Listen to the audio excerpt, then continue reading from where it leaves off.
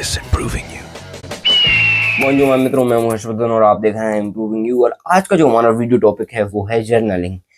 मैं कहना चाहूंगा कि जर्नलिंग एक बहुत ही ज्यादा सिंपल मगर काम की चीज है। इतनी काम की कि पास्ट में मोनालिसा के पेंटर लियोनार्डो दा विंची उन्होंने ऑलमोस्ट 7,000 पेज की जर्नल लिखी थी। मैं इतनी कड़क 7,000 पेज की जर्नल लिखी थी और स्कॉलर ये मानते हैं कि ये ऑलमोस्ट आधी ही है। इतने 7,000 पेजेस और भी हैं या फिर उससे ज्यादा। अब इस चीज से आप अंदाजा लगा सकते हैं कि जर्नल कितनी काम की चीज है।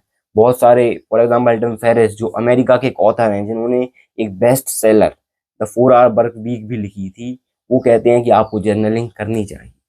एंड इसी वीडियो में हम जर्नलिंग को एक्सप्लोर करेंगे। सबसे पहले, व्हाट इज जर्नलिंग? जर्नलिंग क्या है? जर्नलिंग कुछ भी नहीं। अगर आप कोई चीज अपने मन से लिखते हैं खुद सोचकर, तो वो चीज जर्नलिंग ही कहलाएगी। मेरे शब्दों पर ध्यान दीजिएगा, अपने मन से और खुद सोचकर। अगर आप किसी और व्यक्ति के फोर्स करने पर जर्नल लिख रहे हैं तो वो जर्नल नहीं होगी, और अगर आप खुद के मन से भी कॉपी कर लिख रहे हैं तो वो चीज भी जर्नल नहीं होगी। आपको खुद अपनी इच्छा से और खुद के दिमाग से लिखना होगा, तब जाकर वो जर्नल कहलाएगी। और फिर आ जाते हैं जर्नलिंग के कुछ टाइप्स। मैं अपने फेवरेट 2 बता देता हूँ। एक है ग्रेटिट्यूड जर्नल्स, जिसमें व्यक्ति वो चीजें लिखता है जिन पर के लिए वो आभारी है। हो सकता है कि आप ग्रेटिट्यूड जर्नल्स हफ्ते में 1 बार लिखें या फिर हर दिन लिखते हो, फर्क नहीं पड़ता। लेकिन वो आप अपने हिसाब से देख लीजिए आपकी क्या टाइमिंग है। और उन चीजों में वो व्यक्ति वो चीजें लिखता है जिनके लिए वो दिन भर में आभारी है। हो सकता है कि वो उस चीज के लिए आभारी हो कि वो आज क्लास में फर्स्ट आया। हो सकता है कि वो उस चीज के लिए आभारी हो कि आज उसने मूवी देखी जो उसे कई दिनों से देखनी थी। हो सकता है कि वो इस चीज के लिए आभारी हो कि उसकी टीम गेम्स में जीत गई। कुछ भी, जिन चीजों के लिए वो जेन्युइनली थैंकफुल है, उन चीजों को ग्रेटिट्यूड जर्नल में लिखता है। फिर आते हैं पर्सनल जर्नल। इन चीजों में व्यक्ति खुद के बारे में लिखता है। वो अभी क्या सोच रहा है, वो अभी कैसा महसूस कर रहा है, उसके जीवन में क्या अनुभव हैं, या फिर वो लिख सकता है कि उसकी यादें किसी भी पर्टिकुलर इंसिडेंट के बाद, या फिर उसे अभी जीवन में क्या करना है, या फिर वो अभी तक क्या कर चुका है। पर्सनल जर्नल में सिर्फ व्यक्ति अपने बारे में 95% ऑफ द टाइम सिर्फ अपने बारे में ही लिखता है। एंड ये थे कुछ सिंपल जर्नल और जर्नल की डेफिनेशन। एक बार और आपके लिए मैं इसे सम अप कर दूं। जर्नल वो है जिसे आप अपने मन से और खुद के दिमाग से लिखते हैं, वो जर्नल है।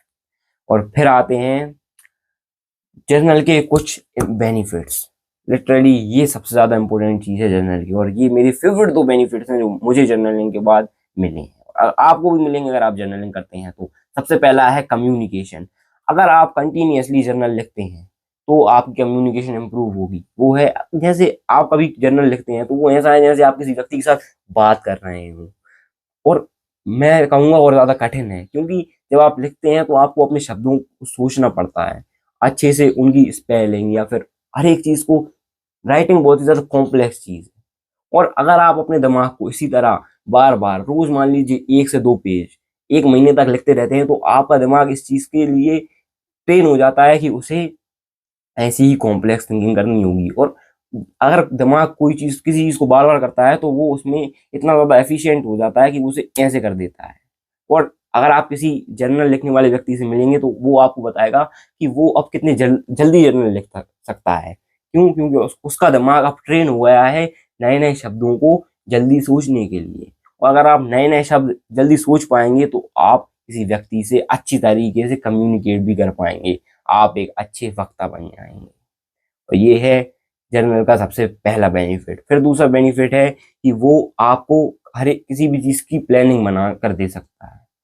फॉर एग्जाम्पल आप लीजिए कि आपको कोई भी चीज करनी है, फॉर एग्जाम्पल कंटेंट क्रिएशन। आप अगर कंटेंट क्रिएशन लिखेंगे तो वो आप, और अगर आप उसे लिखते रहते हैं कि आपको उसमें क्या चीजें चाहिए, उन चीजों के अंदर क्या चीजें चाहिए, तो आपको आखिरी में आकर आप खुद एक परफेक्ट, नॉट परफेक्ट मगर एक अच्छा गुड इनफ प्लान बनाकर रेडी हो जाएंगे।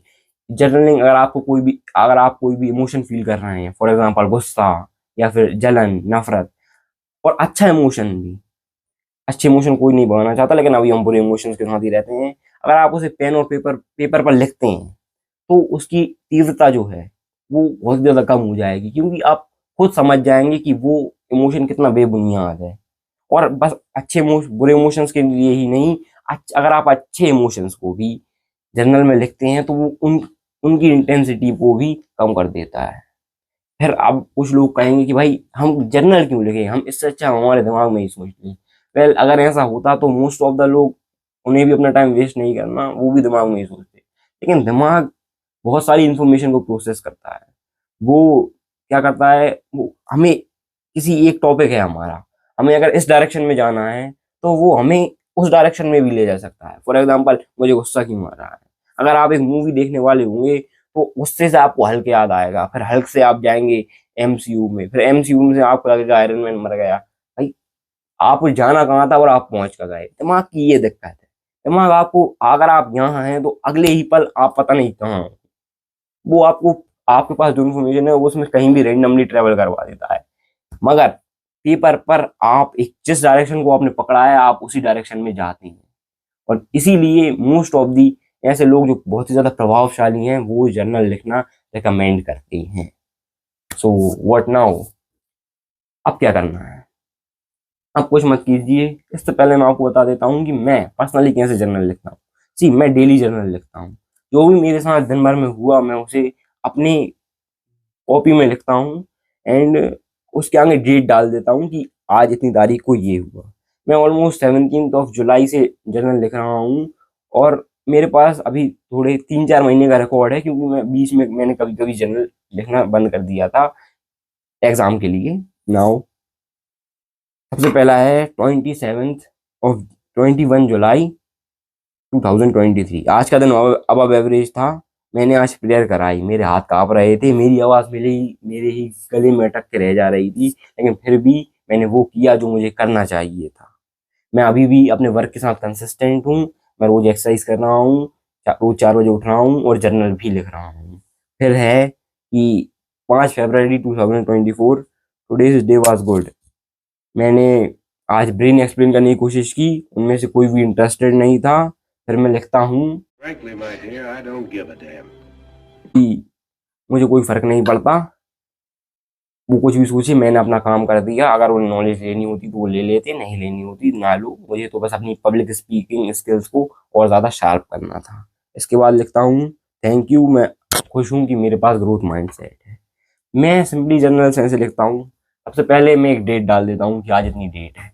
फिर मैं पूरे दिन को अच्छा, बुरा, बहुत अच्छा, बहुत बुरा या एवरेज में बांट देता हूँ। इसके बाद मैं ये लिखता हूँ कि मेरे पूरे दिन भर में क्या किया, और फिर थैंक यू लिखकर मैं लिख देता हूँ मैं खुश हूँ इस चीज के लिए। और बस ये मेरे टाइप ऑफ जर्नल है। अगर आप चाहें तो इस चीज को अडॉप्ट कर सकते हैं। और अगर आप, और भी बहुत सारे टाइप्स ऑफ जर्नल हैं जो अगर आप चाहें तो यूट्यूब पर जाकर खुद सर्च कर सकते हैं। और अब बस एक पेन लीजिए, एक पेपर लीजिए, और आप जो भी चाहते हैं अपने मन से खुद सोच कर लिखिए, और देखिए कैसे जर्नलिंग आपकी लाइफ को इम्प्रूव करता है।